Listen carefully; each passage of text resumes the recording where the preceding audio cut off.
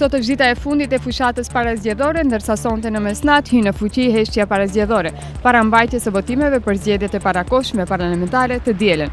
Kjo nënkupton ndalesë për reklamime publike në televizion, radio, shtyp, me qëllim që votuesve pas sugjerime nga palët të mundësohet të mendojnë për opsionet politike që ofrohen dhe të vendosin për njërin nga ato.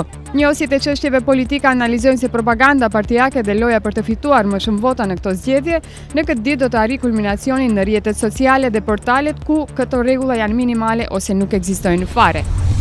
Ligji për financim të partive politike parasheh që partitë mund të kenë në pronë vetëm prona afariste. Nëse marrin si dhuratë ose donacion ndonjë lloj tjetër të patundshmërive, ato janë të detyruar që të bëjnë shitje të tyre përmes licitacionit gjyqësor.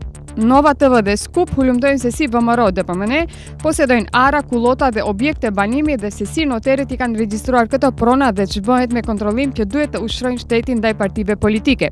Pjesa më e madhe e këtyre pronave është siguruar gjatë 3 viteve të fundit.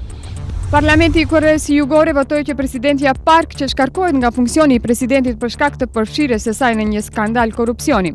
Menjëherë pas votimit në parlament, Park thiri në mbledhje të kabinetit të saj, lajmëron agjencia Yonhap Hap.